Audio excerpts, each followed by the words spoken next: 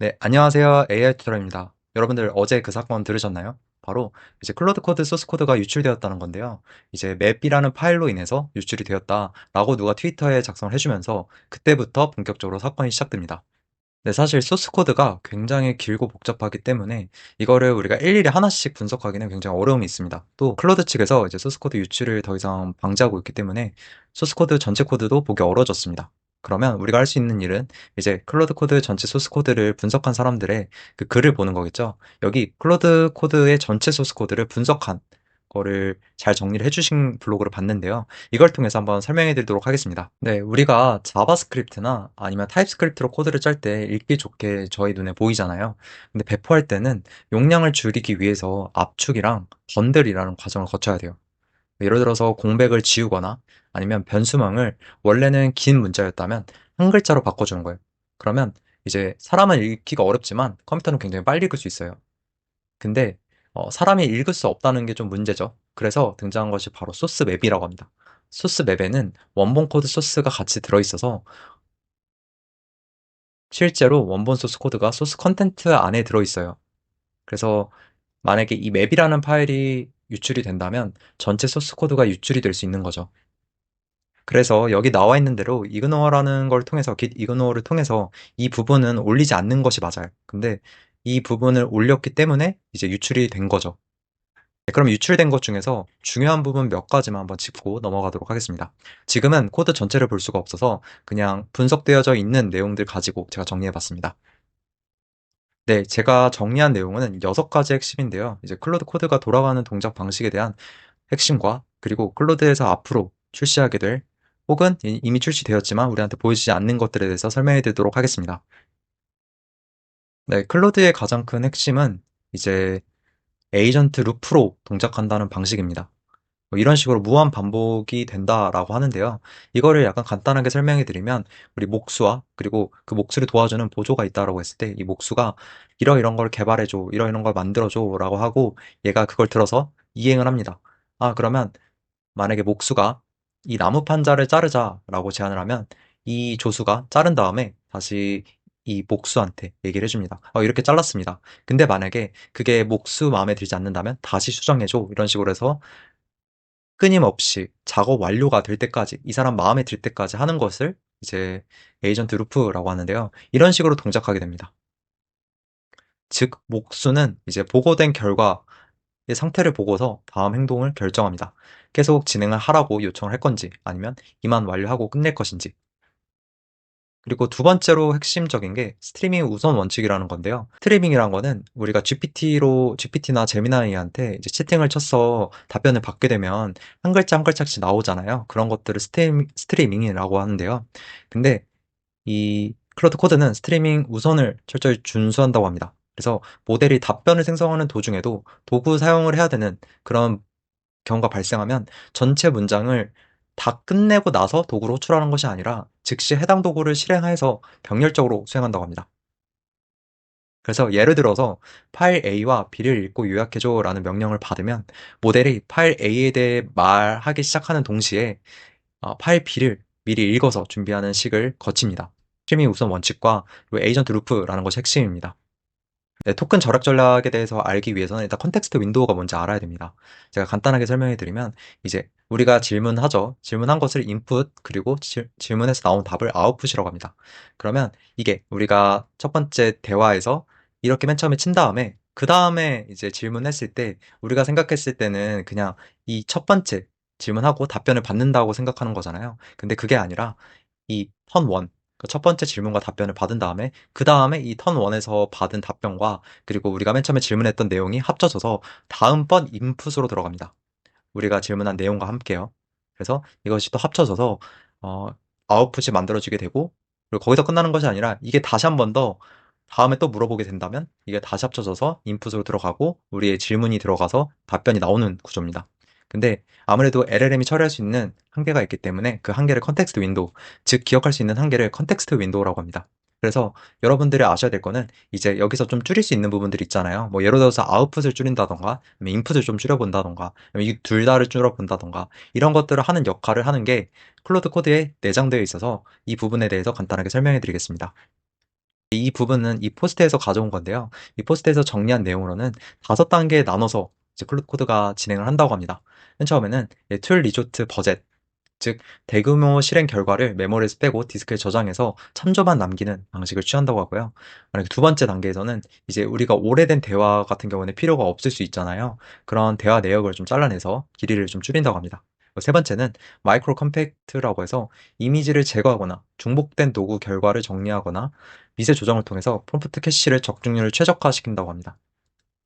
아무래도 이제 에이전트를 사용하다 보면 에이전트가 단순히 답변만 해주는 것이 아니라 도구를 사용하거나 뭐 MCP나 이런 것들을 사용할 테니까 이런 중복된 도구 결과를 좀 정리해주면 그 컨텍스트가 조금 더 정리가 되겠죠.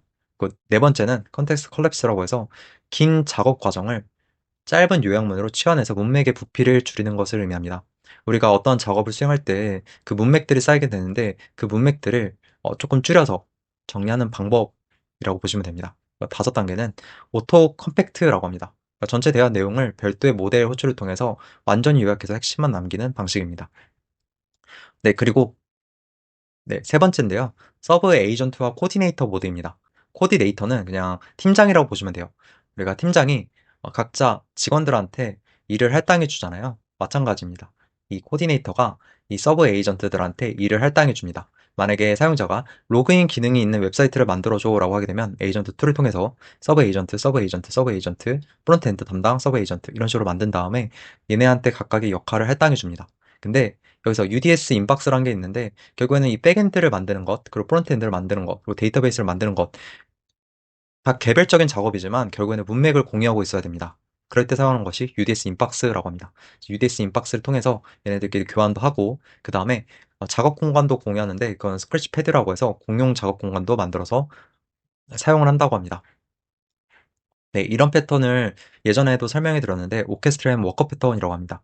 관리자가 있고 그 관리자가 어떠한 사용자의 요청에 따라서 에이전트를 나눠서 각 에이전트마다 역할을 할당해서 하나의 전체를 만들어내는 거죠. 근데 여기서 되게 웃긴 게 뭐냐면 스토어 워치 독이라는 게 있는데 이거는 정말 약간 사회적인 것과 굉장히 유사해요. 그러니까 팀장이 역할을 분배했을 때 직원이 만약에 일을 안 하게 되면 그런 것도 관리하는 프로세스가 좀 필요하겠죠. 그거를 스토어 워치독이 합니다. 만약에 얘네 에이전트들끼리 작업을 하다가 한쪽이 이제 45초 동안 무반응이에요. 그러면 얘는 작업을 안 하니까 이제 이 PM한테 알려주는 거죠. 얘가 지금 작업을 안 하고 있다. 이런 식으로. 그렇게 해서 작동이 된다고 합니다. 네, 그 다음에 이제 따끈따끈한 기능인데요. 버디라는 기능이 추가가 될 것 같다고 합니다. 이 코드를 분석해서 이 레딧에서 확인해 본 내용인데요. 버디라는 거는 말 그대로 약간 반려동물을 의미한다고 합니다. 그래서 우리가 클로드 코드는 약간 터미널 환경이라 조금 외롭기도 하고 뭔가 좀 부족하기도 하잖아요. 그래서 이런 반려동물을 만들어서 어, 자기 반려동물이 파트너가 돼서 이제 클로드 코드에서 조금 더 재밌게 할 수 있도록 만든다고 합니다. 자세한 내용은 여기 확인해 보시는 게 좋을 것 같아요. 네, 그리고 클로드 코드에서 내부 모드인 카이로스라는 게 있다고 합니다. 이제 단순히 묻는 말에 답하는 AI를 넘어서 사용자의 곁에서 상황을 판단하고 먼저 움직이는 능동형 자율 에이전트라고 합니다. 그래서 구체적으로 어떻게 쓰는지 먼저 간단하게 설명해 드리면 카이로스는 이제 사용자가 명령어를 입력하지 않아도 백그라운드에서 현재 작업 흐름을 실시간으로 관찰한다고 합니다. 작업 흐름을 방해하지 않는 15초 차단 예산이 있습니다. 그러니까 AI가 너무 능동적으로 작동하게 되면 우리의 집중력을 깨트릴 수 있습니다. 그래서 카이로스는 이를 방지하기 위해서 15초 차단 예산이라는 엄격한 규칙을 따른다고 합니다. 그래서 사용자의 터미널 점유를 15초 이상 방해할 것으로 예상이 되는 작업은 즉시 연기하거나 백그라운드로 돌린다고 합니다. 정보의 과부하를 막는 간략 모드가 있는데요. 카이로스는 스스로 판단해서 정보를 전달할 때 터미널 환경이 지저분해지지 않도록 간략 모드를 사용합니다. 그래서 수다스러운 설명을 생략하고 오직 핵심 결과와 액션 아이템만 전달하는 전문 비서의 역할을 수행한다고 합니다. 그래서 한번 이 내용을 한번 결론적으로 정리를 한번 해보면 카이로스는 개발자가 무엇을 시킬지 고민하는 시간을 줄여주기 위해서 설계가 되었다고 합니다. 그래서 뒷배경에서 조용히 상황을 파악하고 있다가 결정적인 순간에만 최소한의 개입으로 최대의 효율을 뽑아내는 보이지 않는 파트너 역할을 수행한다고 합니다. 그리고 마지막 꿈 기능인데요. 저는 이 부분이 굉장히 신기했습니다. 꿈 기능은 약간 인간이 잠을 자는 동안 뇌가 낮에 배운 정보를 정리하고 장기 기억에 넘긴다고 해요. 그런 기능처럼 클로드도 내면의 성찰 시간을 갖는다고 보시면 돼요. 그러니까 흩어져 있는 메모리들을 좀 정리하고 체계적으로 만드는 작업을 바로 이 꿈 시스템에서 한다고 보시면 됩니다. 그래서 사용자가 클로드 코드를 사용하지 않는 유효 시간에 백그라운드에서 실행되는 메모리 통합 엔진이라고 합니다. 그래서 메인 에이전트에서 복제된 서브 에이전트가 조용히 실행되어서 어지럽게 널려있는 세션 기록들을 체계적인 지식으로 변환하는 과정이라고 합니다. 그래서 꿈을 꾸기 위한 세 가지 트리거가 존재하는데요. 우리가 잠을 잘 때 꿈을 아무 때나 꾸지 않잖아요. 마찬가지입니다. 내가 꿈을 꿀 때도 이 시간 제한이라는 기능이 있습니다. 마지막 꿈을 꾼 지 24시간이 지나야 되고, 세션 게이트, 마지막 꿈 이후 최소 5회 이상의 대화 세션이 있어야 정리할 거리가 있다고 충분히 판단한다고 합니다. 잠금 게이트, 현재 다른 작업이 돌아가고 있지 않아야 되고, 동시 실행을 방지하기 위한 시스템 잠금을 획득하면 이제 트리거가 된다고 합니다. 그래서 이 세 가지 트리거가 모두 충족이 되어야 이제 꿈 시스템이 작동한다고 합니다. 이제 꿈이 시작이 되게 되면 1단계는 방향 설정을 수행합니다. 방향 설정에서는 현재 내가 무엇을 알고 있는지 지도를 확인하는 과정입니다. 두 번째 단계에서는 최근 신호를 수집합니다. 일일 로그나 최근 대화, 녹취록 등을 검색해서 새로 배운 사실이나 중요한 변경 사항들을 수집합니다. 3단계 통합인데요. 메모리 파일을 업데이트하고 모순된 사실을 좀 삭제합니다. 어제 같은 상대점 표현을 이제 절대적인 시간, 날짜로 바꿉니다. 4단계인데요. 4단계에서는 가지치기 및 인덱스를 합니다. memory.md를 200줄 25KB 이내로 압축한다고 합니다. 그래서 내가 저장하려는 정보가 너무 비대하지 않게 핵심만 남기려고 인덱싱을 수행하는 작업이라고 합니다. 그래서 프롬프트에는 다음과 같이 적혀 있다고 합니다. 지금 당신은 꿈을 꾸는 것과 같은 과정을 거치고 있습니다. 즉, 기억 파일들을 되돌아보는 성찰적인 과정입니다. 최근에 배운 내용을 종합하여 경고하고 잘 정리된 기억으로 만들어 다음 학습 세션에서 빠르게 방향을 잡을 수 있도록 하세요. 라고 적혀 있다고 합니다. 네, 이렇게 6가지 핵심적인 내용들만 정리해봤는데요. 여기 굉장히 잘 정리가 되어 있으니까 여러분들도 여기에 있는 내용들 한 번씩 보셨으면 좋을 것 같습니다. 오늘도 들어주셔서 정말 감사합니다. 감사합니다.